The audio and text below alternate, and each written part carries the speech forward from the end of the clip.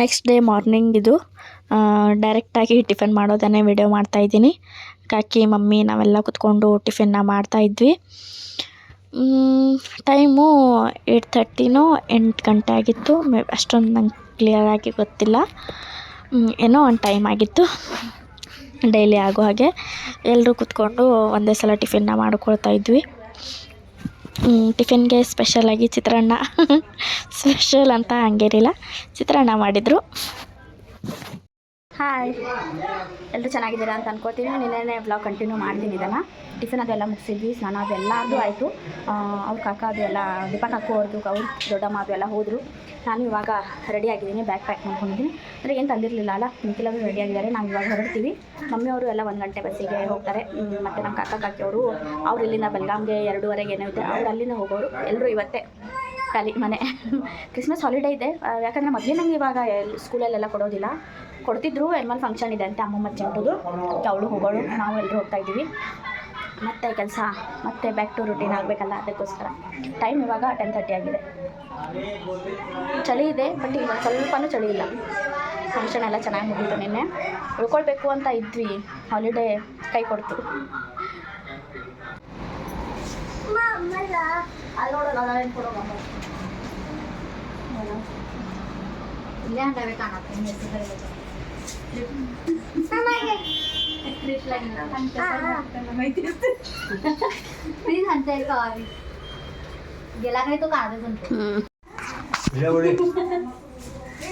ಎಲ್ರಿಗಿಂತ ಮೊದಲು ನಾನೇ ರೆಡಿಯಾಗಿದ್ದು. 10:30 ಏನೋ ಆಗಿತ್ತು, ಹೋಗಬೇಕು ಅಂತ. ಯಾವುದೋ ಕಾರಣದಿಂದ ಹೋಗಲಿಲ್ಲ. ಎಲ್ಲರೂ ಒಮ್ಮೆ ಕೂಡಿ ಹೋಗೋಣ ಅಂತ ನಿಂತ್ಕೊಂಡೆ. ಹೋಗೋಕ್ಕಂತ ನಾ ಫುಲ್ಲು ರೆಡಿ ಆಗಿಬಿಟ್ಟಿದ್ದೆ, ಸ್ಕಾರ್ಫ್ನ ಕಟ್ಕೊಂಡು. ಮತ್ತು ಬಿಸಿಲು ತುಂಬ ಇತ್ತು, ರಸ್ತೆಯಲ್ಲಿ ಮಧ್ಯೆ ನಿಂತ್ಕೊಂಡೇನು ಸ್ಕಾರ್ಫ್ನ ಕಟ್ಕೊಳ್ಳೋದು ಅಂತ ಮನೆಯಲ್ಲೇ ಕಟ್ಕೊಂಡ್ಬಿಟ್ಟಿದ್ದೆ. ಆಮೇಲೆ ನಮ್ಮ ಕಾಕಿ ಎಲ್ರಿಗೂ ಅರಿಶಿನ ಕುಂಕುಮನ ಕೊಡ್ತಾಯಿದ್ರು.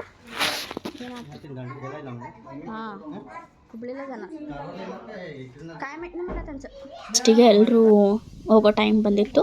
ಅದಕ್ಕೆ ಕಾಕಿ ಎಲ್ರಿಗೂ ಅರಿಶಿನ ಕುಂಕುಮ ಕೊಡ್ತಾಯಿದ್ರು. ನಾನು ಸ್ಕಾರ್ಫ್ ಕಟ್ಕೊಂಡಿದ್ನಲ್ಲ, ಸ್ಕಾರ್ಫ್ನ ತೆಗೆದುಬಿಟ್ಟು ನಾನು ಕೂಡ ಅರಿಶಿನ ಕುಂಕುಮನ ತೊಗೊಂಡೆ. ಒಂದೇ ದಿನ ಇದ್ವಿ, ಆದರೆ ತುಂಬ ಮಜಾ ಬಂತು, ಖುಷಿ ಆಯಿತು. ನೈಟ್ ಎಷ್ಟೊತ್ತಿನವರೆಗೂ ಮಾತಾಡ್ತಾಯಿದ್ರು, ಸುಸ್ತು, ನಿದ್ದೆ ಬರೋ ಹಾಗೂ ಏನೂ ಅನಿಸೋದಿಲ್ಲ. ಒಂದೇ ದಿನ ಅಂತಂದ್ರೂ ಎಲ್ಲರೂ ಒಂದೇ ಪ್ರಾಪರ್ಲಿ ಮೀಟ್ ಆಗೋಕ್ಕೆ ಅಂತ ಆಗೋದಿಲ್ಲ. ಯಾವುದೇ ಕಾರಣದಿಂದ ಆಗಲಿ, ಏನೋ ಒಂದು ರೀಸನಿಂದ ಒಬ್ರಿಲ್ಲೊಬ್ರು ಮಿಸ್ ಆಗೇ ಆಗ್ತಾರೆ. ಎಲ್ಲರೂ ಇದೇ ಒಂದು ಫಂಕ್ಷನ್ಗೆ ನಾವು ಮೀಟ್ ಆಗಿದ್ದು. ಒಂದೇ ದಿನ ಇದ್ರೂ ತುಂಬ ಮಜಾ ಬಂತು, ಖುಷಿ ಆಯಿತು. ಮತ್ತು ಈ ರೀತಿ ಏನೇ ಫಂಕ್ಷನ್ ಇದ್ದಾಗಲೇ ನಾವು ಮೀಟ್ ಆಗೋದು.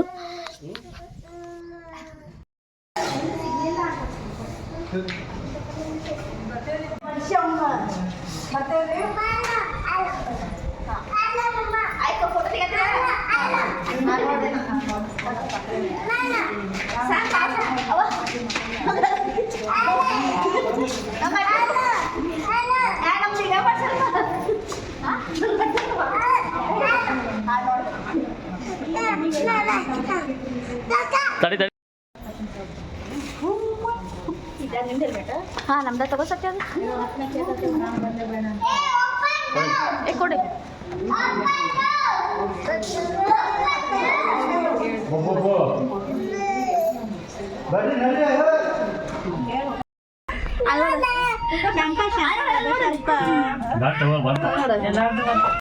ನಾವು ಬೈಕ್ ಮೇಲೆ ಹೋಗೋರಿದ್ವಿ, ನಿಂತ್ಕೊಂಡಿದ್ವಿ. ಕಾಕ ಅವರಿಗೆಲ್ಲ ಬಸ್ ಸ್ಟ್ಯಾಂಡ್ವರೆಗೆ ಹೋಗ್ಬಿಡೋಕಂತ ಹೋಗ್ತಾಯಿದ್ರು.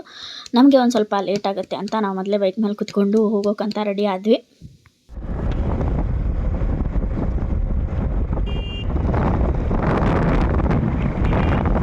ಅಲ್ಲಿಂದ ಹೋಗ್ತಾ ಇದು ಹೈವೇ ಮೇಲಿಂದ ಹೋಗ್ತಾ ಇದ್ವಲ್ಲ, ಬೀಚು ಮಸ್ತ್ ಕಾಣ್ತಾ ಇತ್ತು, ತುಂಬ ಚೆನ್ನಾಗಿ. ಅದನ್ನೊಂದು ಕ್ಲಿಪ್ಪಿಂಗ್ನ ಮಾಡಿಕೊಂಡೆ. ಬಟ್ ಈ ಇದರಲ್ಲಿ ಬೀಚಿಗೆ ಹೋದರೆ ಫುಲ್ ಕಾಲಿಡೋಕ್ಕೂ ಆಗೋದಿಲ್ಲ, ಫುಲ್ ಬಿಸಿಲಲ್ಲ. ಖರೆ ಅಂದರೆ ಈಗ ಚಳಿಗಾಲ, ಅಲ್ಲಿ ಒಂದು ಸ್ವಲ್ಪನೂ ಚಳಿ ಇಲ್ಲ, ಫುಲ್ ಸೆಕೆ ಆಗುತ್ತೆ. ಅದು ಒಂಥರ ಕ್ಲಿಪ್ಪಿಂಗ್ನ ತೊಗೊಂಡ್ಬಿಟ್ಟು ಆಮೇಲೆ ಇವಾಗ ಅಲ್ಲಿ ಡಿಸೆಂಬರ್ ಅಂತ ಅಂದರೆ ಕರಾವಳಿ ಉತ್ಸವ ನಡೆಯುತ್ತೆ. ನಮ್ಮ ಕಾಕ ಅಂದು ಕರಾವಳಿ ಉತ್ಸವ ನಡೀತಾ ಇದೆ, ಉಳ್ಕೊಳ್ರಿ ಅಂತ. ಬಟ್ ನಮಗೆ ಹಾಲಿಡೇ ಇರಲಿಲ್ಲ, ಇದೆಲ್ಲ ಕರಾವಳಿ ಉತ್ಸವಕ್ಕೆ ಅಂತ ಹಾಕಿರೋದು. ಆ ಪ್ರೋಗ್ರಾಮಲ್ಲಿ ಒಂದು ಸ್ವಲ್ಪ ಜೋರು ನಡೆಯುತ್ತೆ. ಮತ್ತು ಇವಾಗ ನ್ಯೂ ಇಯರು ಮತ್ತು ಕ್ರಿಸ್ಮಸ್ಸಿಗಂತೂ ಬೀಚ್ ಕಡೆ ಹೋಗೋಂಗೆ ಇಲ್ಲ, ಫುಲ್ ಪಬ್ಲಿಕ್ಕು, ಫುಲ್ ಪಾಪ್ಯುಲೇಷನ್ ಆಗಿಬಿಟ್ಟಿರತ್ತಲ್ಲಿ. ಅಷ್ಟೊಂದು ನಮಗೆ ಅಂತ ಟೈಮ್ ಕೊಡೋಕ್ಕಂತ ಆ ಟೈಮು ಬೆಟರ್ ಅಲ್ಲ ಅನಿಸುತ್ತೆ ನನಗೆ. ಪಾರ್ಟಿ ಮಾಡೋರು, ಎಂಜಾಯ್ಮೆಂಟ್ ಮಾಡೋರು ಆ ಟೈಮಿಗೆ ಹೋಗ್ಬೋದು. ಬಿಸಿಲು ಮಾತ್ರ ತುಂಬ ಇತ್ತು. ಯಾವ ರೇಂಜಿಗೆ ಬಿಸಿಲಿತ್ತು ಅಂತಂದರೆ ಸ್ವಲ್ಪ 1% ಇವಾಗ ಚಳಿಗಾಲ ಇದೆಯಪ್ಪ ಅಂತ ಗೊತ್ತಾಗ್ತಾ ಇರಲಿಲ್ಲ. ಅಲ್ಲಿಂದ ಹೋಗ್ತಾ ಆಮೇಲೆ ಕರವರಿಗೆ ಬಂದು ಮುಟ್ಟಿದ್ವಿ. ಕಾಕ ಅವ್ರ ಮನೆ ಒಂದು ಸ್ವಲ್ಪ ದೂರ ಇದೆ ಅಲ್ಲಿಂದ. ಇದು ಸ್ಟ್ಯಾಚು ಓನ್ಲಿ ಫಾರ್ ಶಿಪ್ ಮತ್ತು ಇದು ಒಳಗಡೆ ಹೋಗಿ ಫೋಟೋಶೂಟ್ ನಾವು ಮಾಡ್ಕೊಳ್ಬೋದು. ಹೋಗ್ತಾ ಆಮೇಲೆ ಒಂದೇ ಬ್ರೇಕ್ ತೊಗೊಂಡು ನಿಂತ್ಕೊಂಡ್ವಿ. ಮತ್ತೆಲ್ಲೂ ಸ್ಟಾಪ್ ಮಾಡೋದು ಬೇಡ, ಇವಾಗಲೇ ಏನಾದರೂ ಒಂದು ಸ್ವಲ್ಪ ಎನರ್ಜಿ ಡ್ರಿಂಕ್ ಕುಡ್ಕೊಂಡು ಹೋಗೋಣ ಅಂತ ಕುಡ್ಕೊಂಡು ಎಲ್ಲೂ ಸ್ಟಾಪ್ ಮಾಡಿರಲಿಲ್ಲ.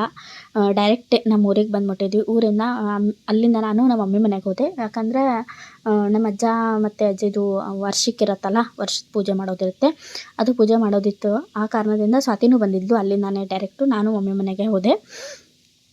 ಪೂಜೆ ಎಲ್ಲ ಮಾಡಿಕೊಂಡು ನಮ್ಮ ವೈಷ್ಣವಿ ಅವರು ಎಲ್ಲ ಬಂದಿದ್ದರು. ಪೂಜೆಗೆ ರೆಡಿ ಮಾಡ್ತಾ ಇದ್ದಾರೆ. ಅರ್ಧ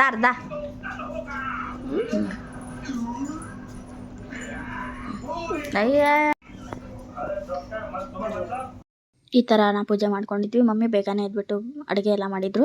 ಆಮೇಲೆ ಪಾಪ ಬಂದು ಪೂಜೆಗೆಲ್ಲ ರೆಡಿ ಮಾಡಿಕೊಂಡ್ರು. ಆಮೇಲೆ ನಾವು ಮಾಲಿಗೆ ಬಂದಿದ್ವಿ. ಹಾಗೆ ಫ್ರೀ ಟೈಮ್ ಇತ್ತು, ಒಂದು ರೌಂಡ್ ಹಾಕ್ಕೊಂಡು ಹೋಗೋಣ ಅಂತ ಮಾಲಿಗೆ ಬಂದಿದ್ವಿ. UI ಉಪೇಂದ್ರನ್ ಫಿಲ್ಮ್ ನಡೀತಾ ಇದೆಯಲ್ಲ, ಅದು ನೋಡ್ಕೊಂಡು ಹೋಗೋಣ ಅಂತ. ಅದ್ರ ಜೊತೆಗೆ ಇಲ್ಲಿ ಪುಷ್ಪ 2 ಇದನ್ನು ಹಾಕಿದ್ರು. ಒಂದು ವಿಡಿಯೋನ ಮಾಡಿಕೊಂಡೆ. ನಿಖಿಲ್ ಅವ್ರ ಫೋಟೋ ತೆಗಿತೀನಿ ನಿಂತ್ಕೊಂಡಿದ್ರು. ಅಲ್ಲಿಂದ ಇನ್ನೂ ಫಿಲ್ಮ್ಗೆ ಟೈಮ್ ಇತ್ತು, ಅದಕ್ಕೋಸ್ಕರ ಏನಾದರೂ ಲೈಟಾಗಿ ತಿನ್ಕೊಂಡು ಹೋಗೋಣ ಅಂತ ಇಲ್ಲಿ ಆರ್ಡರ್ ಕೊಟ್ಟಿದ್ವಿ. ಅಷ್ಟೊತ್ತಿಗೆ ನಾವು ತಿನ್ನೋವರೆಗೂ ಫಿಲ್ಮ್ ಕೂಡ ಟೈಮ್ ಆಗುತ್ತೆ ಅಂತ. ನಿನ್ನೆ ಬರ್ತ್ಡೇ ವ್ಲಾಗ್ನ ಅಪ್ಲೋಡ್ ಮಾಡಿದ್ದೆ, ಅದ್ರ ಜೊತೆಗೆ ಸಣ್ಣ ಕ್ಲಿಪ್ಪಿಂಗ್ನ ಮಿಸ್ ಆಗುತ್ತೆ, ಇದ್ರ ಜೊತೆಗೆ ಆ್ಯಡ್ ಮಾಡಿಬಿಡ್ತೀನಿ. ಇವತ್ತು 2024 ಮುಗಿದು 2025. ಇವತ್ತು January 1 ನನ್ನ ಫಸ್ಟ್ ವ್ಲಾಗ್ ಇವತ್ತೇ ಅಪ್ಲೋಡ್ ಮಾಡ್ತೀನಿ. ನಾನು ಹೊಸ ವರ್ಷಕ್ಕೆ ಹೊಸದಾಗಿ ಏನಾದರೂ ಶುರು ಮಾಡೋಣ ಅಂತ ಇವತ್ತೇ ಅಪ್ಲೋಡ್ ಮಾಡ್ತಾ ಇದ್ದೀನಿ ಇದನ್ನು. 2024 ಯಾರ್ಯಾರು ಕನಸು ಕಂಡಿದ್ರಿ, ಕಷ್ಟ ಸುಖ ದುಃಖ ಎಲ್ಲನೂ ಬಂದಿತ್ತು, ಅದನ್ನೆಲ್ಲನೂ ಸ್ಟಾಪ್ ಮಾಡಿಬಿಟ್ಟು 2025 ಹೊಸದಾಗಿ ಜೀವನನ ಶುರು ಮಾಡೋಣ. 2025 ಯಾರ್ಯಾರು ಕನಸು ಕಂಡಿದ್ರೆ, ಯಾರ್ಯಾರು ಏನೇನು ಗೋಲ್ ಇದೆ ಎಲ್ಲರದು ಸಕ್ಸಸ್ಫುಲ್ ಆಗಲಿ ಅಂತ ಕೇಳ್ಕೊಳ್ತಾ, ನಿಮ್ಮ ಜೊತೆಗೆ ನಾನು ಏನೇನು ಮಾಡಬೇಕು ಅಂತ ಇದ್ದೀನಿ, ನಂದು ಏನೇನು ಕನಸಿದೆ, ಗೋಲ್ ಇದೆ, 2025 ನಂದು ಕೂಡ ಸಕ್ಸಸ್ಫುಲ್ ಆಗಲಿ, ಎಲ್ಲರೂ ಖುಷಿಯಾಗಿರಿ, ಖುಷಿಯಿಂದ ಇರೋಣ ಅಂತ ಕೇಳ್ಕೊಳ್ತಾ, ಇವತ್ತು ನನ್ನ ಫಸ್ಟ್ ವ್ಲಾಗ್ ಆಗಿದೆ ಇದು. ಎಲ್ಲರೂ ಸಪೋರ್ಟ್ ಮಾಡಿ. ಎಲ್ರಿಗೂ ಹೊಸ ವರ್ಷದ ಆರ್ಥಿಕ ಶುಭಾಶಯಗಳು. ಇಷ್ಟೊತ್ತು ನನ್ನ ವಿಡಿಯೋ ನೋಡಿದ್ದಕ್ಕೆ ಎಲ್ರಿಗೂ ತುಂಬ ಹೃದಯದಿಂದ ಧನ್ಯವಾದ. ಇವಾಗ ನನ್ನ ವಿಡಿಯೋ ಆ್ಯಡ್ ಮಾಡೋ ಸಮಯ. ನನ್ನ ವಿಡಿಯೋ ಇಷ್ಟ ಆದಲ್ಲಿ ಎಲ್ಲರೂ ಒಂದು ಲೈಕ್ ಮಾಡಿ, ಶೇರ್ ಮಾಡಿ, ಕಮೆಂಟ್ಸ್ ಮಾಡಿ, ಪಕ್ಕದಲ್ಲಿರೋ ಬೆಲ್ಲೈಕನ್ನ ಕ್ಲಿಕ್ ಮಾಡಿ. ನಮ್ಮ ಹಾಗಿರೋ ಸಣ್ಣ ಯೂಟ್ಯೂಬರ್ಸ್ಗೂ ಬೆಳೆಸಿ ಅಂತ ಹೇಳ್ತೀನಿ. ಪ್ಲೀಸ್ ಎಲ್ಲರೂ ಮರಿದೇನೆ ನನ್ನ ಚಾನಲ್ನ ಸಬ್ಸ್ಕ್ರೈಬ್ ಮಾಡ್ಕೊಳ್ಳಿ. ಮತ್ತು ನಾಳೆ ಸಿಗೋಣ. Take care, bye bye. Wish you happy new year.